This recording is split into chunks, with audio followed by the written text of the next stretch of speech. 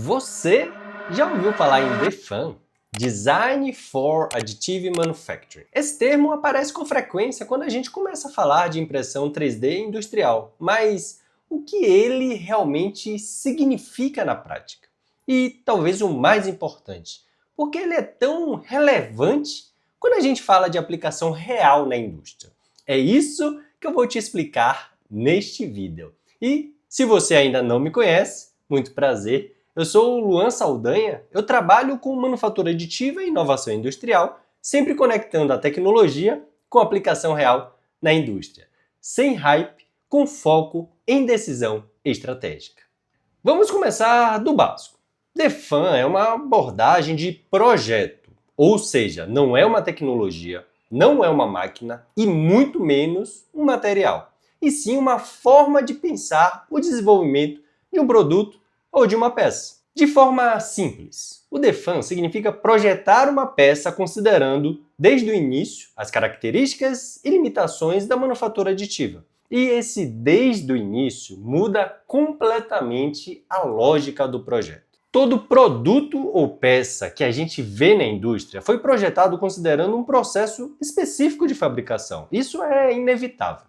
Na usinagem, por exemplo, você tem algumas limitações e complexidades a serem realizadas, como na parte de ferramentas, geometrias internas e cavidades profundas. Já na injeção plástica, você precisa pensar em extração do molde, o ângulo de saída, a linha de partição e contrações. Ou seja, o design ele nunca é livre. Ele sempre vai responder às regras do processo de fabricação.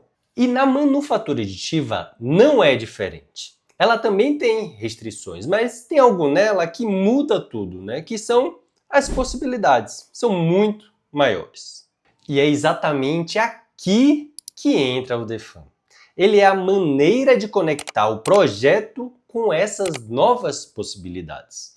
Quando você começa a projetar para a manufatura aditiva, você deixa de pensar só nas limitações e começa a explorar ali o que o processo te permite. E isso nos leva ao primeiro grande princípio do DFAM, que é a liberdade geométrica. Na manufatura aditiva, você consegue criar geometrias extremamente complexas, canais internos, curvas orgânicas e até estruturas que seriam praticamente impossíveis em processos tradicionais. Mas aqui tem um ponto muito importante. Liberdade geométrica não significa liberdade sem critério.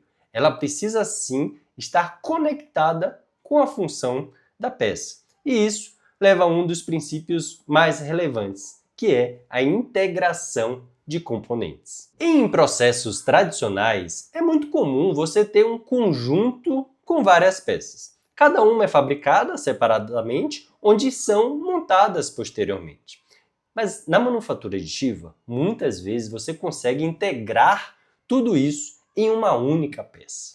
E isso reduz a montagem, os pontos de falha, o estoque e muitas vezes melhora o desempenho do seu produto. Outro princípio fundamental é a redução de material. Nos processos tradicionais, muitas vezes você começa com um bloco, remove material, mas na manufatura aditiva você vai adicionando material apenas onde é necessário. E isso abre espaço para estruturas internas otimizadas, como as estruturas lattice ou regiões ocas. Na prática, você consegue reduzir peso mantendo o desempenho mecânico. E isso é amplamente utilizado em setores como aeroespacial e saúde, onde cada grama faz diferença. Certo, Luan, mas até aqui parece só vantagem, né? E é aqui que entra a parte que exige mais atenção no projeto. A manufatura aditiva tem características específicas que precisam ser consideradas, e uma delas é a orientação de fabricação. Dependendo de como você posiciona a peça na máquina, você muda completamente o resultado final. Isso porque você impacta na resistência mecânica, no acabamento superficial, no tempo de fabricação, na necessidade de suporte. Ou seja, a mesma peça pode ter resultados diferentes dependendo ali de como ela é fabricada.